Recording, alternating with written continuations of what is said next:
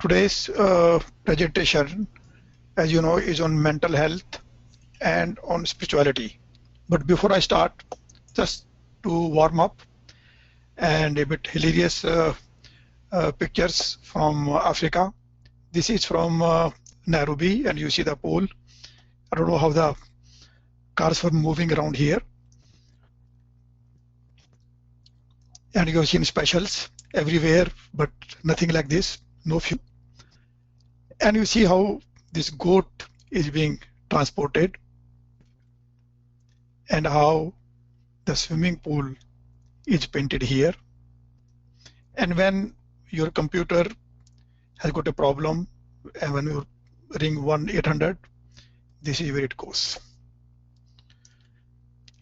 Now, these things are hilarious, entertaining, but there is something to learn from this also, that whatever culture it is, whatever religion it is, whichever country it is, they have got their own ways of doing things. The swimming pool was painted. We are laughing at it, but they did it. I don't think so we can do it like that. In the same way, means we can learn from them and they can learn from us. So nothing is hilarious in that. There is a point I wanted to make. Today's learning objectives are especially on South Asians, that was the role of culture and migration on mental health, and what role spirituality and religion. Before I start with this one on a report of National Task Force on Suicide, a few words about mental illnesses. Mental illnesses are like schizophrenia, bipolar illness, depression. We all know about them. Today's focus will be especially on depression and suicide. Today, this modern world has given us a lot of technology, and this technology was supposed to make our life easier. But this technology has made the life more stressful. Everybody knows that. I've seen young couples taking their kids outside for play, rather than looking at them or enjoying the kids playing. Both mother and father are busy on their own cell phones, looking at the cell phones. I don't know what. In fact, I don't even have a cell phone. So this type of stressful life has made our life depressive. Anxiety, depression, suicide are norms in this world now. There is a lot of study done in different parts of the world on role of migration, especially on South Asians. But unfortunately in Canada, not much study has been done. There was a task force set up on suicide in Canada, and the result of that one was only that in South Asian, they are number 4 as far as suicide is concerned. Number 1 is people who migrate from England, then USA, and then German. And suicide in South Asian women in the age group of 15 to 24 years is more compared to men in the same age group, but less than among the Caucasians. And suicide in South Asian men in age of 25 to 69 years is more than women in the same age group, but is less than among Caucasians. The study done in England and Wales and USA, it says that suicide in young South Asian women in age of 15 to 24 years is higher than general population. And suicide rates higher among married women than in single. We'll see that why it is more in my presentation. Suicide rate was lower in men and elderly.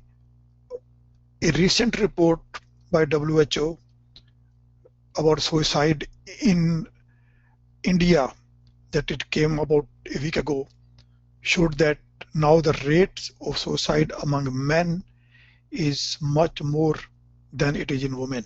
The trend has changed in India, in fact. The age standardized suicide rate for men of South Asian origin was lower than other men in England and Wales. Aggregated data for 1999 to 2003 age-specific suicide rate in young South Asian women was lower than that for women in England and Wales. Suicide rate in over 65 years was double that of England and Wales. Now, there are conflicting reports from different countries and done at different times.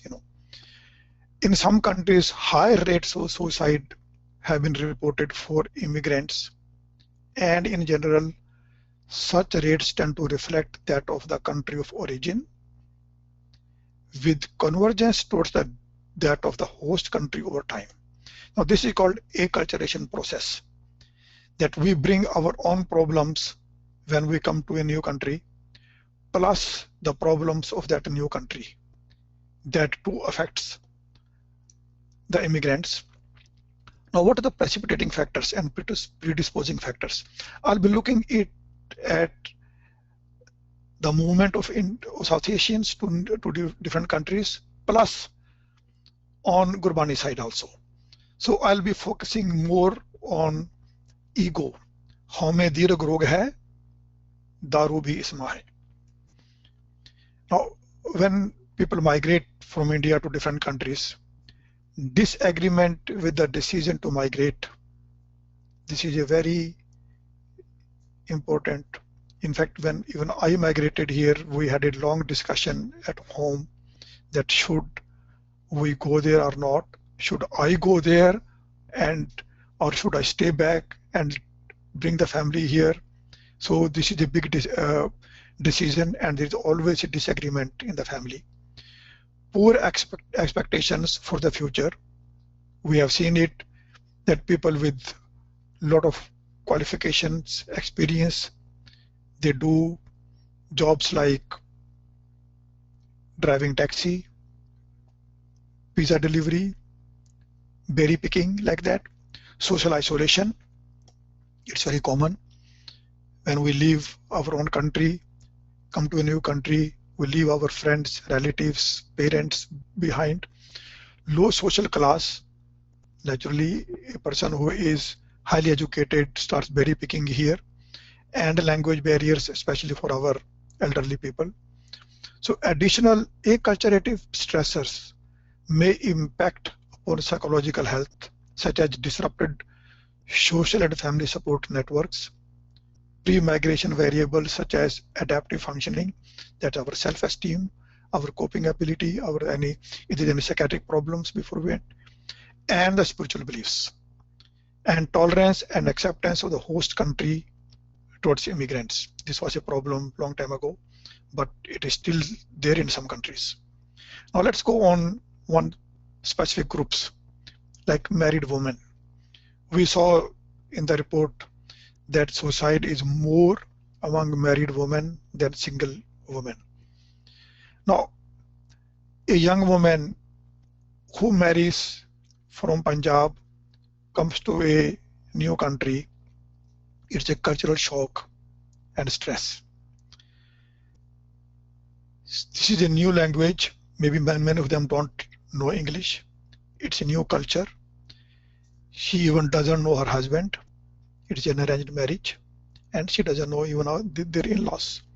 So all this causes stress. Lack of family support.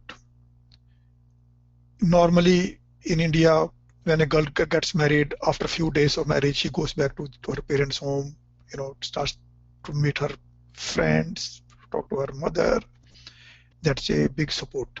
But here when they come, that support is gone. She got nobody to talk to. During when the girl gets pregnant, normally in India, they go to their parents' home for delivery. The mother is a great help. The sisters are a great help. That support is not here. As we see that in-laws are also new, husband is new, and within a year she gets pregnant. That support is not there. There is no one to confide to, and such girls find themselves helpless. And in case the child born is a girl problem. And on top of that, in case child is not even born, there is a childlessness, you will hear the taunts from the mother-in-law, and then authoritative attitude of the in-laws. Now all these things we see, there is a ego problem. No child, it hurts the ego. Authoritative attitude of the in-laws, it hurts the pride of the girl. Dowry, again, it hurts the pride of the girl. And that dowry is still a problem, not only in India, but outside also. Unmarried young girl. The problem here is that when people come, they migrate, they need to earn lots of money, and it is needed. So they end up doing 2 jobs, 3 jobs. There is hardly any time to talk to children at home. And they want their culture to be maintained at home. And the young girls, I'm talking about girls only, because when it comes to boys, we say, oh, chatada puttara, karlando chau kardaya. But for the young girls, we are still very, very conservative. So the poor girl gets into 2 cultures, one at home and one in the school for the peers. Because parents are always busy, if they need to talk about something, they are not there. So they turn to their friends in the school, and we all know that the friend's advice is not always good. And when it comes to marriage, we need our young girls to get married according to what we need, where they should marry. But according to a culturative process, they get into the culture of the country where they live, and they want to marry according to their own wish. All this we're talking about is egoism. My ego, my life, my pride, why my parents should control me. Unmarried girl, if she gets pregnant for some reason, it's a big problem for her. In our culture, son takes the precedent over the daughter, as I said. Let the son do anything, but daughter should obey us. So that's again a pride for the girl, egoism, that why him, why not me too? And then we have got unrealistic expectations of higher education. I will make her or I will make him. It's not that what she wants to be. I'll give you an example of my own family. My daughter is MD from here now, and she's in a psychiatric residency here at UBC.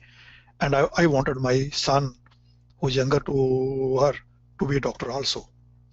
And we discussed, and he came up with a solution that, Dad, I will take 2 majors in my BSc. I am interested in computers. So he took 2 majors, biology and computers. And then we saw that his mind is going on computers, not in the medicine.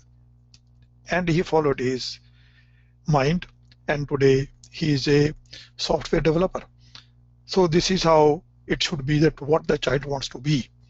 Now all these things which I have talked is leads to power struggle of the girl with the parents, gives anxiety, failure in the exams, stress, violence, guilt feeling, depression, and which may lead to suicide. So we're talking about a depression here. In the males, it's a role reversal. Traditionally, man is head of the family. Not in our culture, it's almost in every culture. They're the breadwinners, decision makers, in most cultures. When they come here, a highly educated, experienced head of the family finds that his experience and qualification is 0 here. nil here. It doesn't. So he has to start looking for a job of a taxi driver or a berry picker. That also sometimes is difficult to find. But a woman who was a housemaker at home in India finds a job very fast in a restaurant. Now it's a role reversal. She is the earner and he is at home looking after the children. Now she learns a culturative process again. She learns here that men and women are equal. They've got equal status here. So why should I come home and start cooking? Why can't he also cook food? Why should I be looking after the children? Why can't he also look after the children? Why is he to make the decisions? Why can't I also make the decision? So all these things was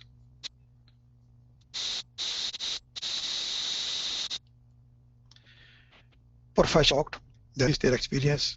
So all these things leads to stress, depression, and in men it is alcoholism, domestic violence, because she is now asserting herself, which he doesn't want.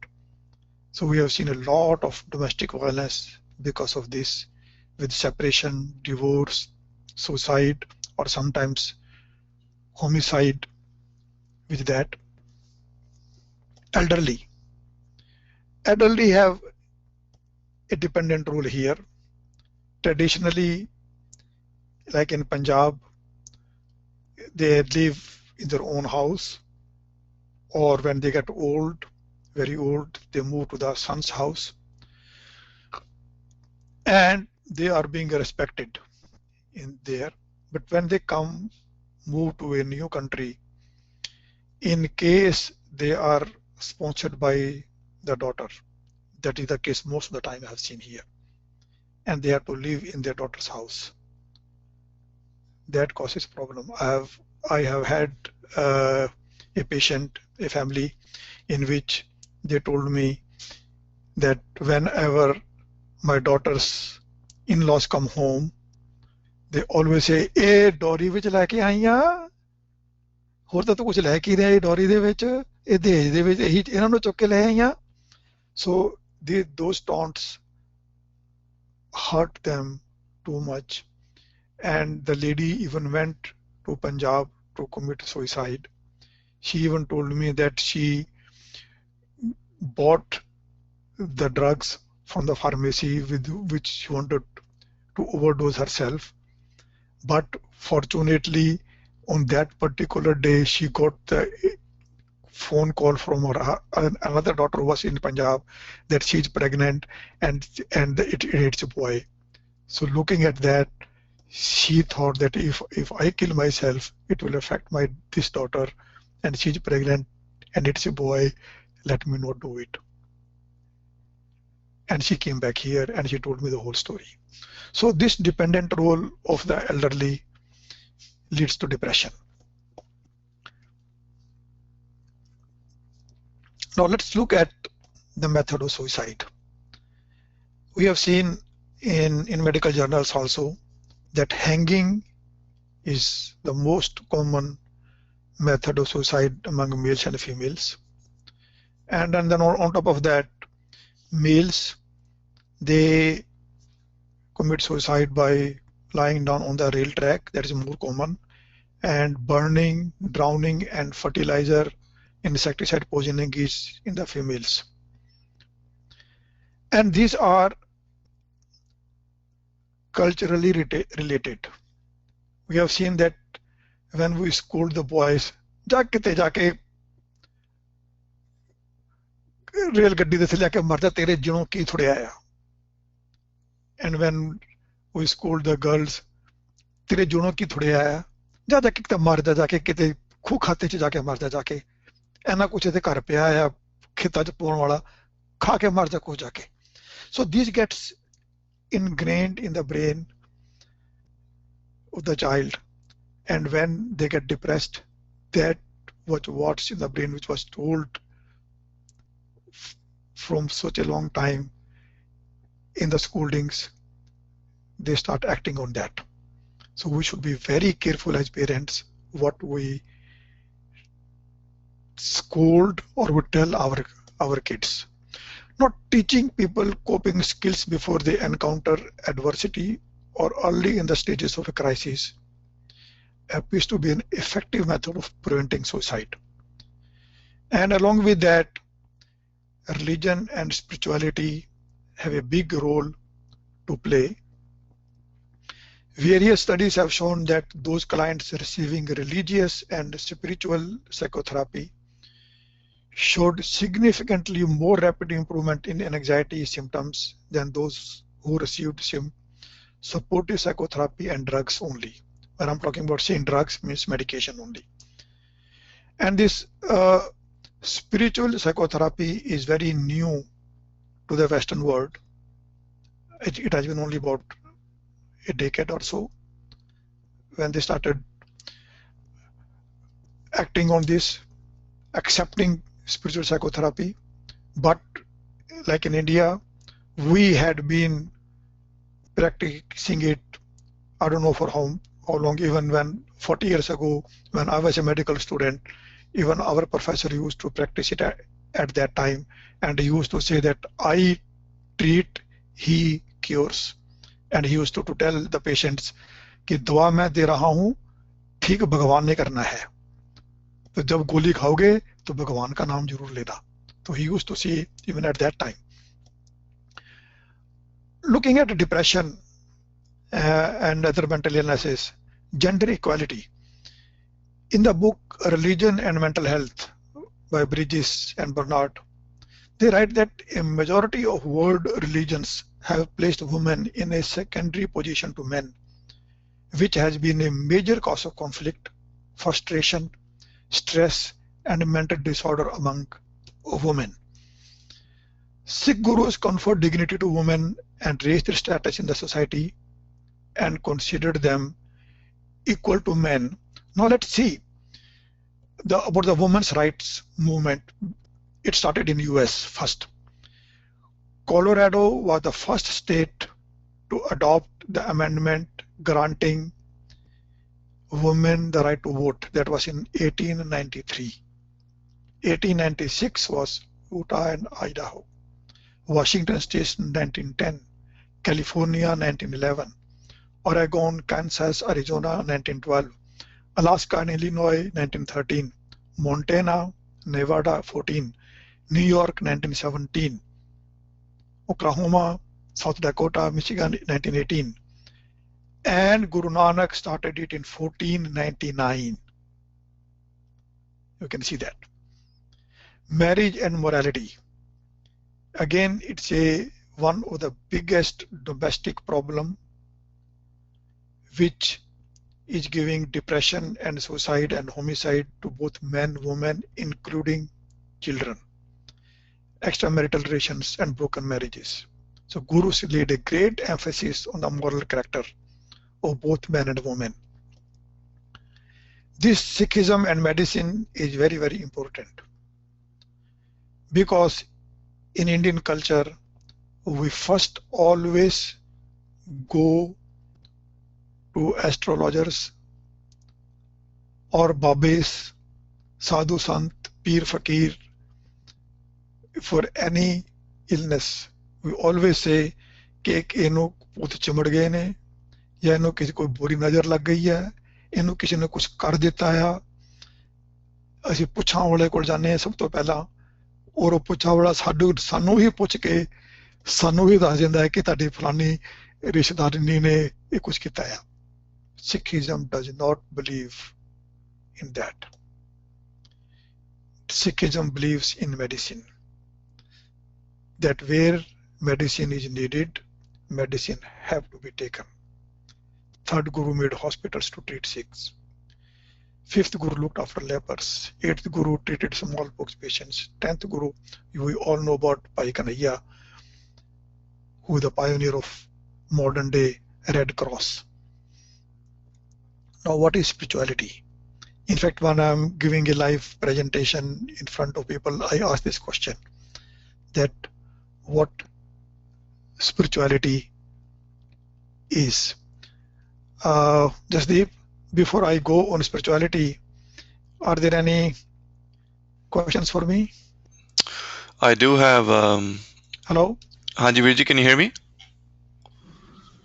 Yes, I can. Yeah. Okay. Okay. So we have questions here, and it's actually from Amrik Pamra.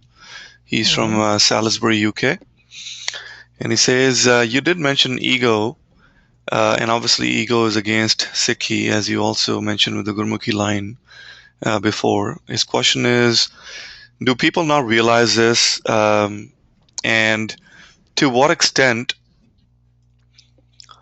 are all the negative or the damaging attitudes have been the result of stopping our own development in the times of Sikh rule by British, during the time of the British?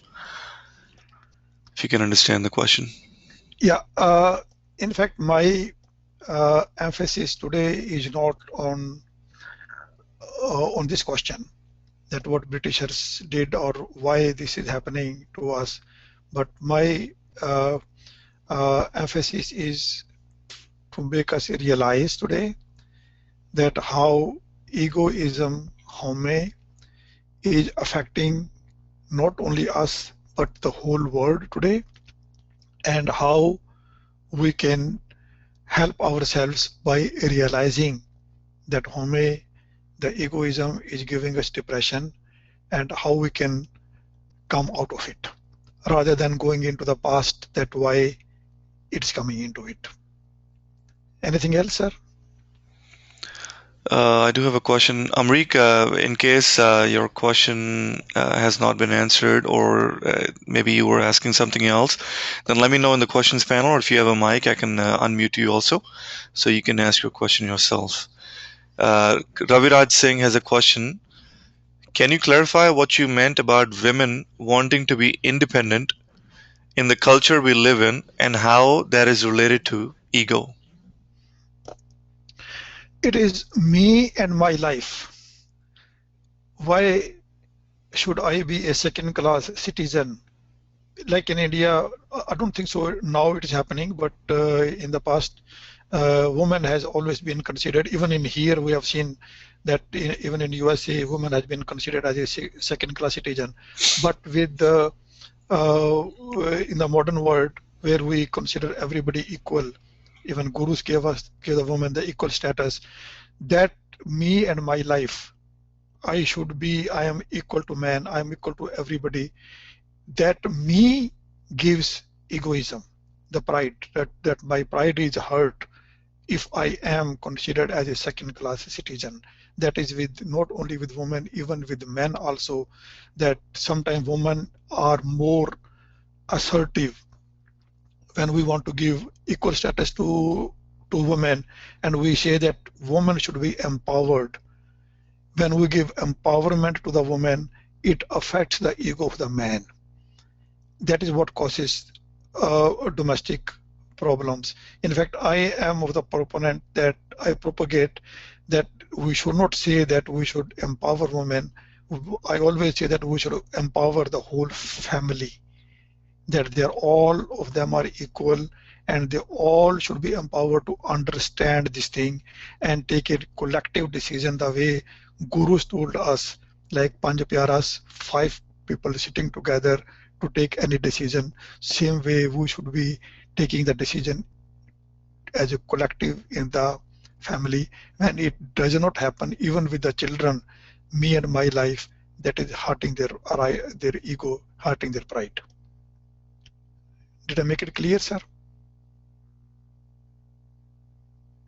I think Hello? Raviraj will let us know in the comments, but I don't think we have any more questions right now.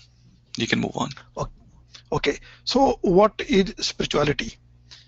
When I ask people, many people talk about the students when I go to the university to give this lecture, they say spirituality is personal, spirituality is religious, spirituality is going to the church, spirituality is going to the Gurdwara, but Spirituality is not a worship or rituals to please the God, but it is a good deeds and positive attitude towards self and others and to make life joyful. बाबा आखे हाजियां शुभ अमला बाजों दोनों रोई. शुभ अमल good deeds बाबे ने किया. हिंदू वड्डा के मुसलमान आई बाबा आखे हाजियां शुभ अमला बाजों दोनों रोई. नानक नाम चढ़दी कला तेरे पाने सर्वत दा भला.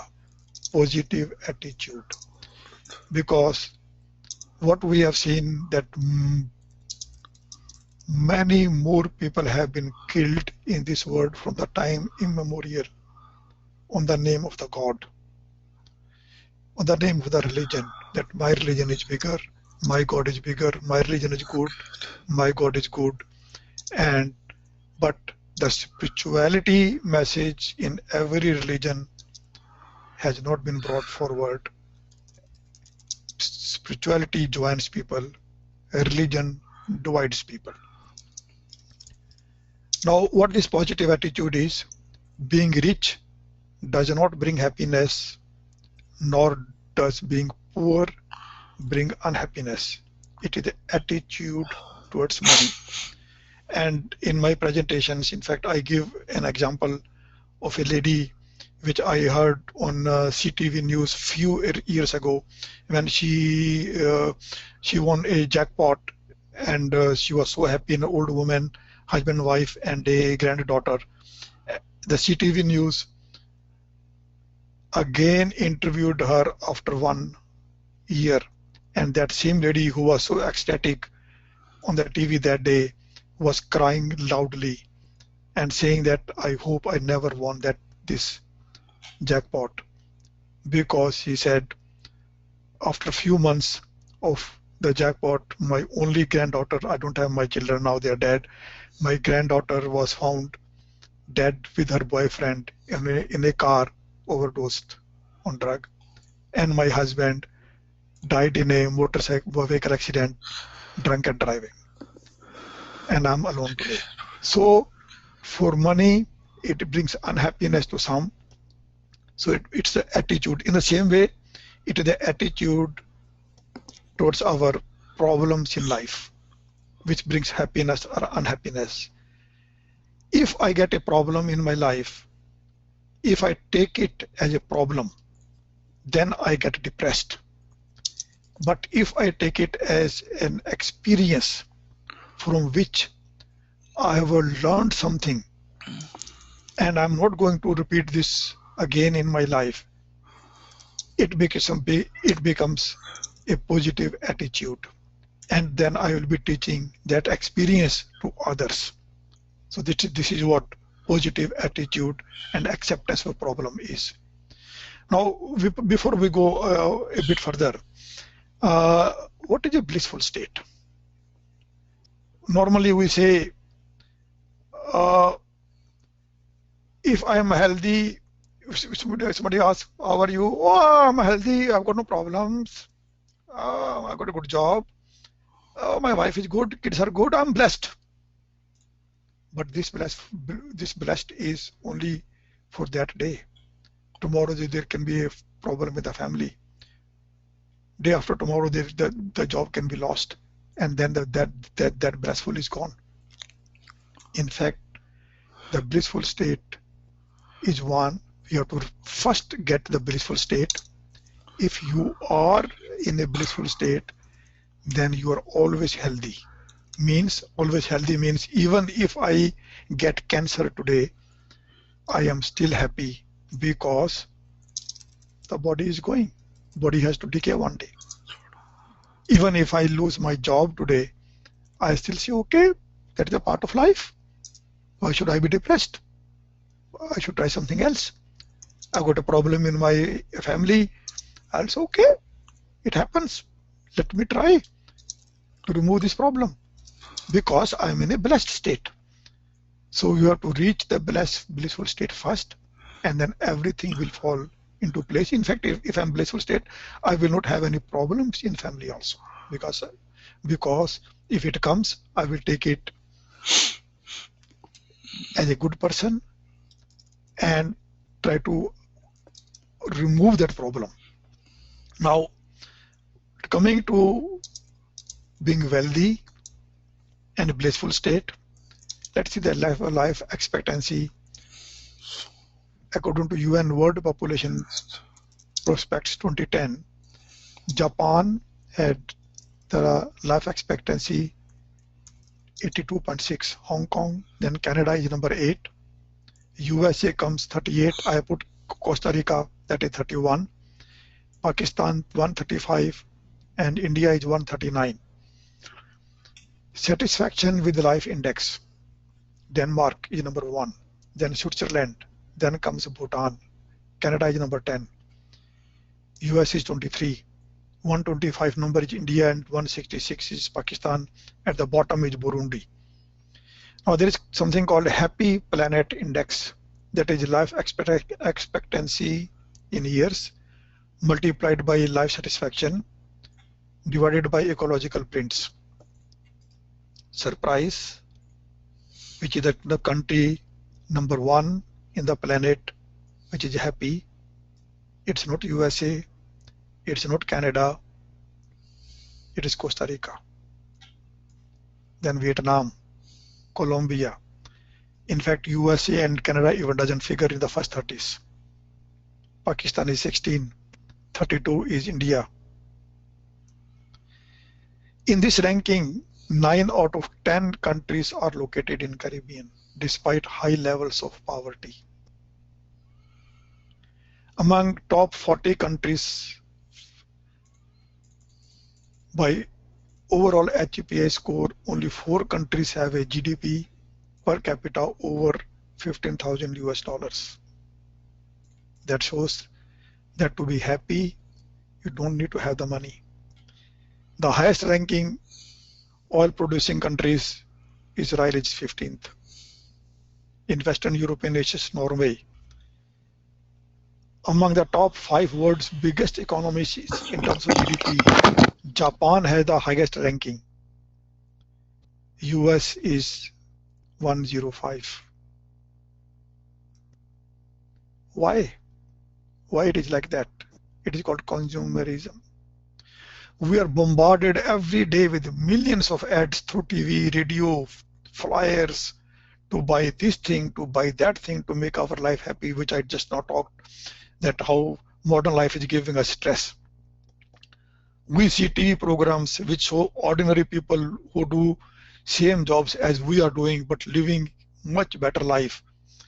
We see models wearing better dresses and looking better than us, and then we try to imitate them. We start comparing ourselves with them and get the feeling that we are poor. In fact, we are not. But it is called relative poverty, which is not there in those poor countries. It's in this part of the world. So is it true what these TV messages tell us? The answer is no. But we take it as yes. That gives us unhappiness and depression, which is not there in the poor countries. They don't get all these messages. They are happy. In fact, I spent most of my time in Africa, and what I saw there, especially in Zambia, was the food they eat is called shima. That is made of corn flour. What I saw, that 3 people are eating shima from the common plate, and a 4th person joins them, unknown to them. In fact, he comes there and sits down, say hello, good morning in their own language, Muribanji, and he sits down and starts eating from that same plate. Nobody bothers. 5th person comes and joins them like that. Nobody bothers. They share it. They are so happy about sharing the food that no, can it happen here? What I have seen here is our fridge is full with food, with everything. And if somebody comes unannounced at home, the first thing the wife will ask, Did he phone that he's coming? Did he know it? Don't ask me to make food. We'll give him a cup of tea. He came unannounced with everything at home in the fridge. This is the difference between the poor countries and the rich countries. Now, depression trends. In 1950s, there was 100 depressive patients per million. In 2000s, there were 100,000 per million. In 1950s, no pharmaceutical company was ready to make antidepressants because they said market is very small. In 2008, antidepressants worldwide sale $11 billion and is the most prescribed drug in USA. Harvard School of Public Health, depression is number 2 cause of disability and years lost or premature death, that is after heart disease in the developed countries. In Canada, major insurers report that depression is currently number 1 cause of long-term disability claims. It is in spite of all the technologies to make our life easier. So richest people are most unhappy than ordinary people. Money doesn't make you happy. ਵੱਡੇ ਵੱਡੇ ਜੋ ਦੀਸੇ ਲੋਗ तिनको व्यापे चिंता रोग सुख नाही बहुत है धन खाटे जिस ग्रह बहुत तिसे ग्रह चिंता जिस ग्रह थोड़ी सो फिरे प्रमंता धूप व्यवस्था तेजो मुक्ता सोई सोहेला पालिए. So life is 10% what you make it and it's 90% how you take it. It's a very nice quotation. So what is the psychology based on Sikhism? We have seen that ego is a major cause of depression. The spirit of the human being is raised with the belief that one is not a helpless creature. ये नहीं कि रब ने सारा कुछ करना है, but a responsible being having a will of one's own which can do a lot to shape one's destiny. That's the only difference between animals and human beings.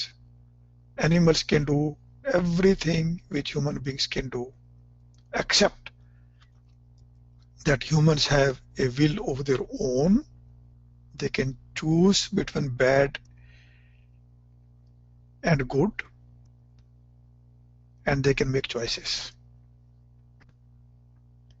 For that, we have got 5 evils, as you know: Kam, Krodh, Loh, Moh, Hankar, lust, anger, greed, attachment, and pride. And all of them are needed in life. Kam is needed, but when it becomes pathological, it becomes lust. I should have sex with my wife, but if she refuses, it hurts me. It hurts my pride, ego. And then I rape her. Then I go and rape other women outside. Hurts my pride, my ego, and I get angry. I need greed. I need it so that I can work harder and get more things. But when it becomes pathological, my brother has got it, why not me? When it comes to why not me, then me is the pride, me is the ego. Then I do all wrong things to earn more money to fulfill my greed. Attachment is needed with my children, with my wife. But when it becomes pathological, my child says, I want to move out, I want to marry my own boyfriend or girlfriend, it hurts my pride, the ego. That attachment is bad. Then I start want to control them. And same thing with the pride. So spiritual liberation is, home is a grave disease, and home, pride, when we get, our relationship with others is affected, and we get stress and mental problems. So to counter egoism, गरीबी गधा हमारी कुर्बानी करती है. That is the humility.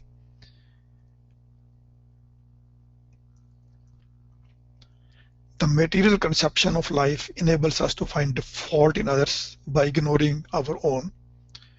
True humility is recognition of one's own imperfections.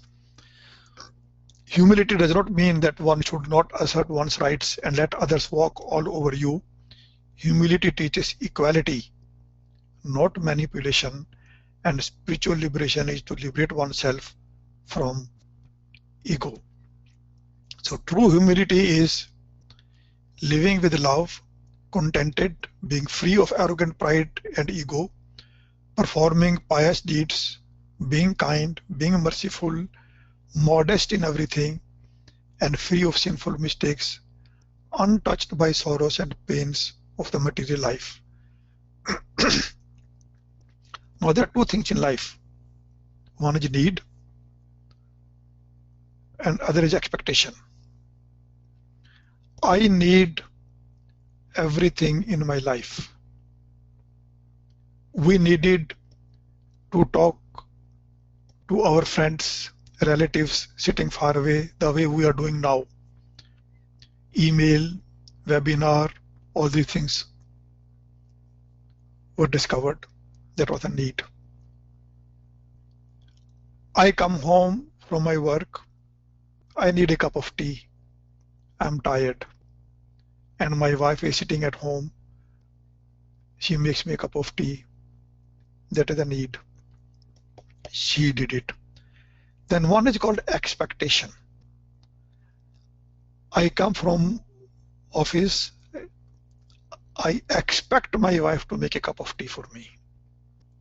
And if it is not made, I start shouting and screaming. That is bad.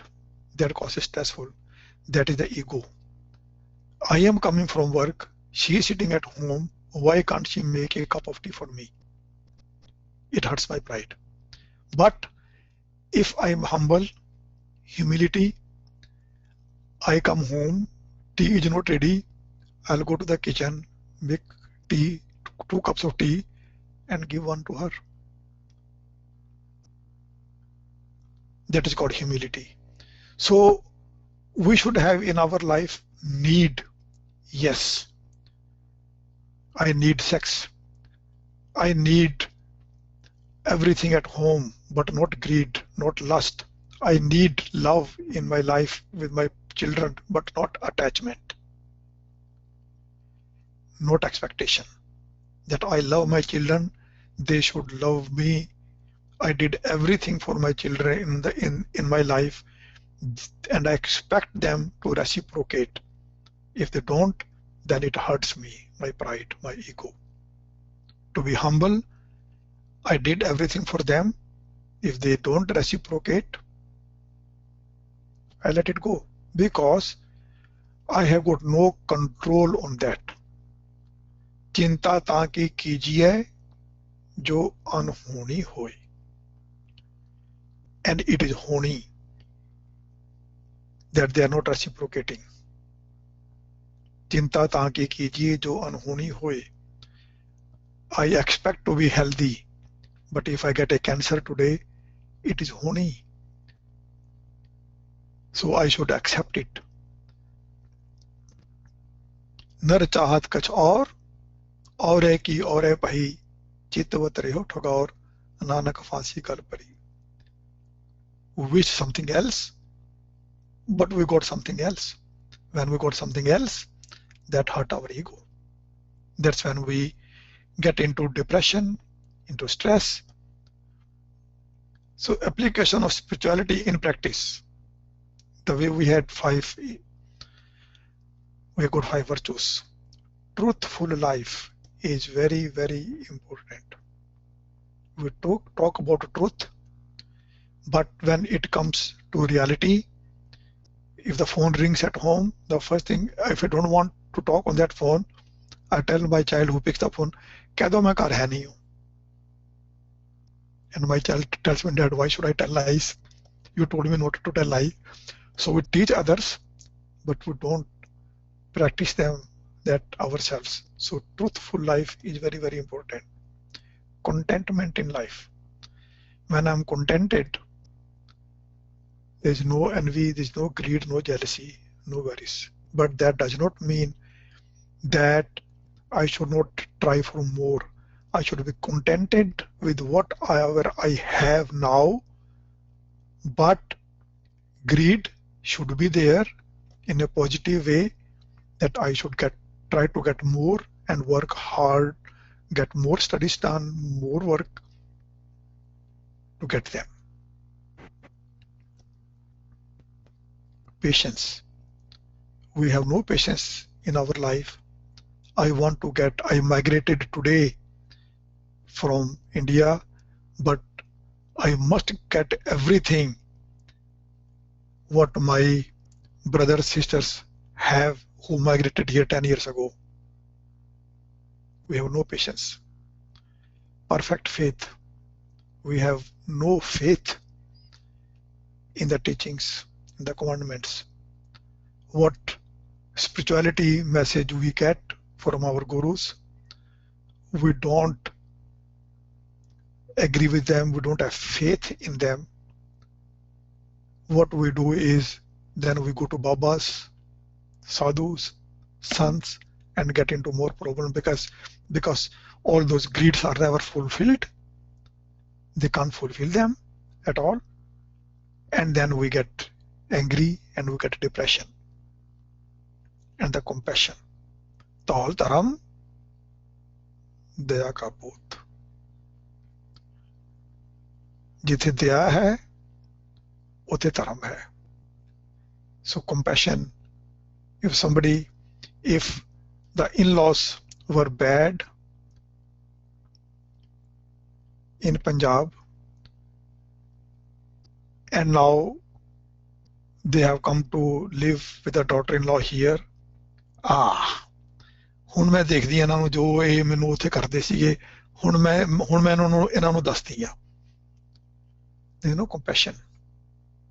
If there was compassion, then she will say, okay, ਇਹਨਾਂ ਨੇ ਮੇਰੇ ਨਾਲ ਉੱਥੇ ਕੀਤਾ ਏਦਾਂ, ਮੈਂ ਤਾਂ ਏਦਾਂ ਦੀ ਹੈ ਨਹੀਂ, ਮੈਂ ਇਹਨਾਂ ਦੀ ਸੇਵਾ ਕਰੂੰਗੀ ਇੱਥੇ. That is called compassion. So meditation. Wallace and Benson has done a lot of studies on transcendental meditation, and it shows that EEG showed that there is an increase in alpha wave activity, indicating greater tranquility of mind when you are doing meditation.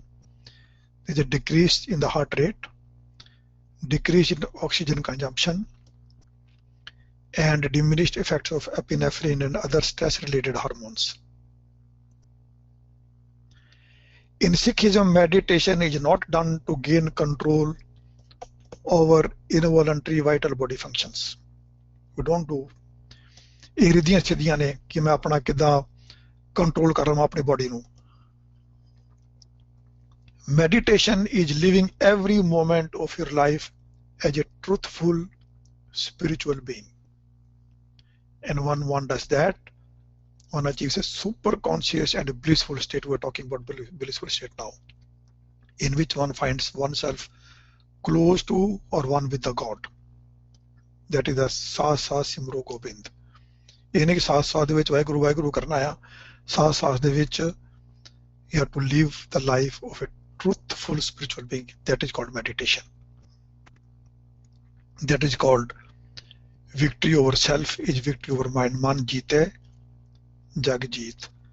ਜਦੋਂ ਅਸੀਂ ਆਪਣਾ ਮਨ ਜਿੱਤ ਲਿਆ, when a person have control over self, one have control over the impulses, passions, feelings, incitements, and anger, which gives peace of mind, and that is called the blissful state. Now I'll talk about the Sikh model of counseling, which I developed. It's a hexagon. I did not make it as a circle. Circle means from one stage to go to another stage is an easy going. But Sikh way of life is not easy going. Khanyo tikhi, walo neki, et marak jana. First thing is ego. This is my first day when I counsel the patient to realize what we have talked for the last hour, that how ego is affecting us. Self-realization, introspection is very, very important. Then the weaknesses, five vices, Kam, Krodh, Lomo, Hankar, that in this particular situation, which one of them is affecting me, and to counter ego, how to bring the humility, and how to bring the five virtues, and then the spiritual liberation. To start with this one, sometimes it is very difficult to do it. What I tell the patients is to do meditation like for 10 minutes or 15 minutes, any time of the day, in whichever position they are sitting, even in the office, sitting on a chair, even walking or jogging, to control the mind. Don't let it wander away.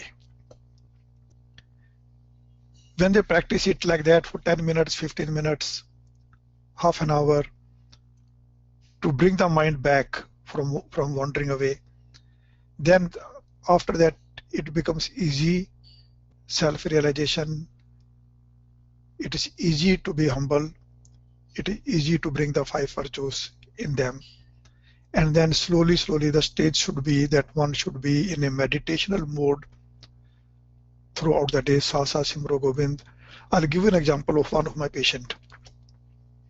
That was the first patient, and I have in my publication about this, I wrote about that case in the publication also. This man was working in a logging company. He used to check the status of his stock market in the morning before he goes to work, and at night when he comes from the company after logging, he will be checking it. He lost $35,000 in one night, and he used to drink also. He drank and thought that market might recover. Next day, lost another 10,000, 45,000, and he drank and drank and drank, and took some tablets which were lying in his. I don't remember. I think it was aspirin or something, which was lying in his room. In the morning, he didn't go to work, so his colleagues came to see him, and he was unconscious. So they took him to the doctor, to the hospital. They revived him, gave him 1 month sick off, and he came to Vancouver. Because logging, he was staying in the wherever the logging company was. So his family was in Vancouver, and the wife knew about my work, so she contacted me. I saw him. Depression, suicide. It hurt his feelings, his pride, that all my earnings of the life went away in 2 nights. I'm nobody now. I'm a poor person. There is no need for me to live. I made him realize that life is much more important. Positive attitude. Nanak Naam Chaddi Kala. What is affecting him at this time? Among Kam, Krodh, Lobh, Moh, Hankar. Is his lobh? Is his pride? That I'm nobody, it has hurt my pride. To be humble. Think that your life is starting now, and you are going to start earning from today now. You are not even working before. Accept it. and be patient. Bring out your virtues, bring out your strengths. I gave him 6 sessions. After 6 sessions, his month was finished, and he went back to his logging company to start working. He met me after about, I don't remember, about 3 or 4 months.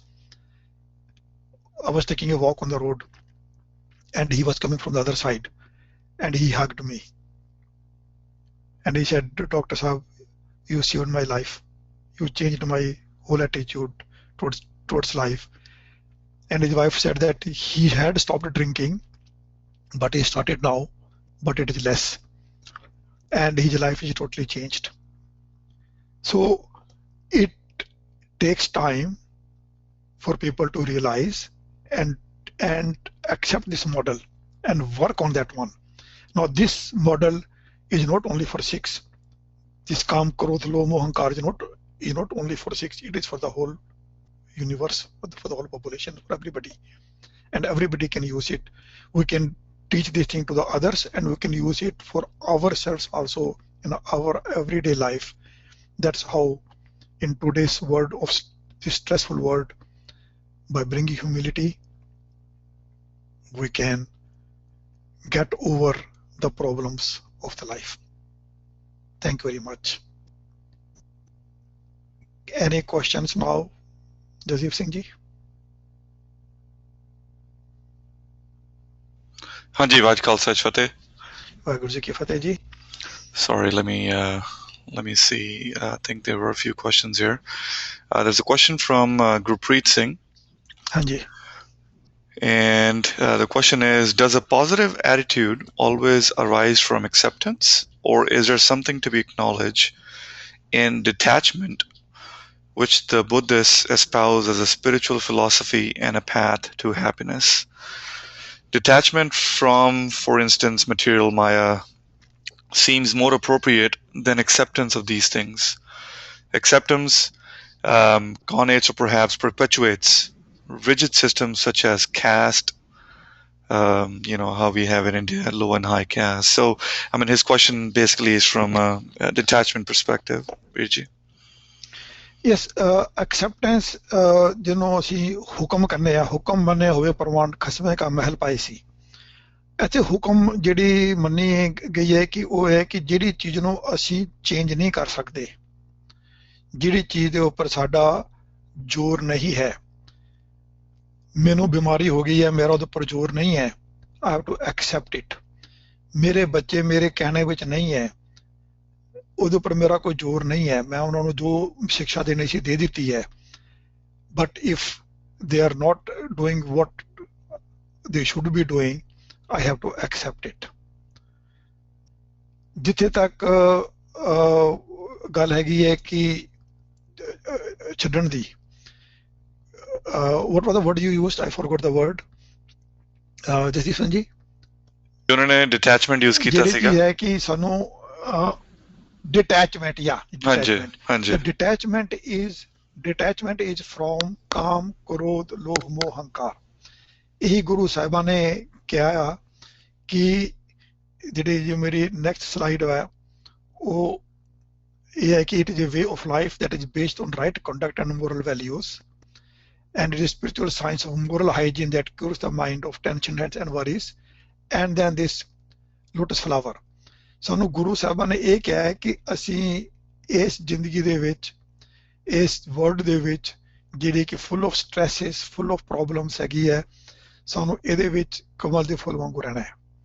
We have to be detached from Kam, Krodh, Lobh, Moh, Ahankar।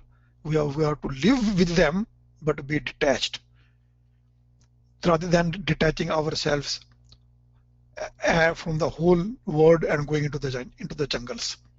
So it is both detachment plus acceptance on what we have no control। ਹੁਕਮ ਮੰਨਣਾ ਗੁਰੂ ਸਾਹਿਬ ਨੇ ਕਿਹਾ ਹੈ। Did I make it myself clear? Virji, he has a comment. So he's saying, so perhaps acceptance is proportional to detachment. I can accept my sickness that has given me a terminal illness if I am detached from my body and know it is temporary. I can accept my children's actions if I'm detached from them. Uh, Gurpreet, I'm not sure if I can emphasize the essence of the question that you have. If you have a mic, let me know. So maybe we can have you speak out the question yourself. In fact, what is trying to say is not to detach from the children. You know, you cannot detach yourself from the children. Guru Sahib ne family to detach उन्होंने किया, but to detach from the from काम क्रोध लोभ मोह अहंकार. You have to love your children. You have to love your wife, even though they are not doing things what you want to do, you want them to do. So they have got their own way of thinking. They have got their own choice. So we have to be humble and let them make their own choice. If that choice is wrong today, it is our duty to let them know that it is wrong, but they will learn it themselves from their own mistakes. Okay. Yeah. Anji Virji, I think he's okay with it. Okay, so next question is from Rapinder Kaur from Canada. Yeah. She says she's an art psychotherapist. And I find that when a person's ego, that is self-esteem, is not fully formed, they don't feel empowered and often engage with others in a way that appears that they are egotistical. My question is, what is the best way to explain the difference between ego that helps us to empower others and ego that is self-centered, especially to the Punjabi community? Ego to no, sir, I don't understand that how ego can help empowerment. It is the humbleness which gives empowerment to others, not the ego. We have to go, let the ego go, and humbleness come. With that, we empower ourselves and we empower others. But ego itself cannot empower anybody. Tanjivirji, I think that her question might be, and Rupinder Kaur, correct me if I'm wrong, it was more about maybe a difference between ego and pride. Your pride or the pride to do certain things may help other people out, while you may, while it may be perceived as ego by others also at the same time. So I'm not sure if I got this right or not, but that was my interpretation. Yeah, in fact, it happens with me also. Means I like my daughter is doing psych residency, and I tell her about my experiences and how she can use them, and she sometimes does not agree with what I am saying, so that hurts my pride that I had been doing it, but how can she say that it is not good? So that is my pride. That is my pride, but it is her way of looking things that in the modern psychiatry, those things don't work nowadays, and we should be doing things like this. So I don't know if I'm trying to make her point clear. I don't know, but she's in Canada. If she wants to discuss more about this thing, maybe she can later on give me a call, and then we can discuss it more. You know. Okay. What's her point of view? Maybe we're not getting it. Hanji, that sounds good. Yeah. Moving on to the next question from Sujata Sandhu, who's actually from Midlands, UK. She asks, using a Sikhi model, how can anger be controlled? And that's really her question. Is Sikhi ਦੇ ਵਿੱਚ ਜਿਹੜਾ ਗੁੱਸੇ ਦਾ ਕੰਮ ਹੈਗਾ, how can one control that? As in Sikhi model use ਕਰਕੇ ਉਹਨੂੰ ਕਿੱਦਾਂ control ਕਰੀਏ? It's very clear. गरीबी गधा हमारी. मैं जिदा एग्जांपल ਦਿੱਤੀ ਹੈ ਕਿ ਮੈਂ ਘਰ ਆਇਆ ਵਾਂ. If I If I have got a need for a cup of tea and it is given, I'm happy. But if I expect something to happen to me or I expect from others, then that expectation thing gives me anger if it is not fulfilled, if the expectation is not fulfilled. So we should not expect anything from anyone, even from God. ਜ਼ਿਆਦਾਤਰ ਅਸੀਂ ਕੀ ਕਰਦੇ ਆ, ਅਸੀਂ ਗੁਰਦੁਆਰੇ ਜਾ ਕੇ ਵੀ ਮੰਦਿਰ ਜਾ ਕੇ ਵੀ ਇਹੀ ਕਰਨੇ ਆ ਕਿ ਰੱਬ ਤੂੰ ਮੇਰਾ ਇਹ ਕੰਮ ਕਰ ਦੇ ਤੇ ਮੈਂ ਤੇਰਾ ਅਖੰਡ ਪਾਠ ਕਰਾਉਂ, ਮੈਂ ਤੇਰੇ ਗੁਰਦੁਆਰੇ 'ਚ ਲੰਗਰ ਕਰਾਉਂ, ਮੈਂ ਸੁਖਮਨੀ ਸਾਹਿਬ ਦਾ ਪਾਠ ਕਰੂੰ. So it becomes a business. ਰੱਬ ਦੇ ਨਾਲ ਬਿਜ਼ਨਸ ਨਹੀਂ ਹੈ, ਆਪਣੀ ਫੈਮਿਲੀ ਦੇ ਨਾਲ ਬਿਜ਼ਨਸ ਨਹੀਂ ਹੈ, ਆਪਣੇ ਡੇਲੀ ਲਾਈਫ ਦੇ ਵਿੱਚ ਬਿਜ਼ਨਸ ਨਹੀਂ ਹੈ. When we start business like that and that business is not fulfilled, then we get angry. So once we stop expecting need, we can do it ourselves. We cannot change others, we can change ourselves. This is the thing we should. And to change myself, I have to be humble. Garibi ke da hamari, I have to be humble. That's all. हाँ जी Veer ji. Next question is from Mani Singh. He asks, how can one decide that I'm crossing the line from self-esteem or respect and treading on the path of ego? How does one realize, I guess? There is a very fine line, in fact, between this and again between humility and being when I stop the humbleness and take on the sword. ਜਿੱਦਾਂ ਗੁਰੂ ਸਾਹਿਬ ਨੇ ਕਿਹਾ ਆ ਵੀ ਕਿਰਪਾਨ ਦਿੱਤੀ ਹੋਈ ਹੈ ਤੁਹਾਨੂੰ ਆਪਣੇ rights ਦੀ protection ਦੇ ਵਾਸਤੇ and protecting the rights of others, ਕਿ ਕਿਸ ਵਕਤ ਮੈਂ ਆਪਣੀ ਹਿਊਮਿਲਿਟੀ ਨੂੰ ਛੱਡ ਕੇ ਤੇ ਮੈਂ ਤਲਵਾਰ ਚੁੱਕਣੀ ਹੈ. ਮੀਨਸ ਤਲਵਾਰ ਤੇ ਨਹੀਂ ਚੁੱਕਣੀ, ਮਤਲਬ ਕਿ ਮੈਂ ਲੋਕਾਂ ਨੂੰ ਨਹੀਂ ਮਾਰਨਾ, ਪਰ ਮੈਂ ਆਪਣੇ ਰਾਈਟਸ ਵਾਸਤੇ ਕਦੇ ਖੜੇ ਹੋਣਾ. There is a very fine line and in every situation of humbleness and this thing and about self-esteem and egoism, in every situation there is a very fine line and one have to trade on that very very very very very carefully. There is no one answer I can give about that one. Every situation has got its own fine line between them, but it is very very important to know. ਹਾਂਜੀ Manjeet Singh Seattle ਤੋਂ. He's asking, ਤੁਹਾਡੀ ਕੋਈ book ਹੈਗੀ ਹੈ Dr. Kala Singh ji that you may have written on the Sikh spiritual model of counseling, or he's asking, can he get a copy of your 2008 paper that published in the Spirituality and Health International? Yes, I can send him that paper if you can send me an email. Anji. And and I will email him back.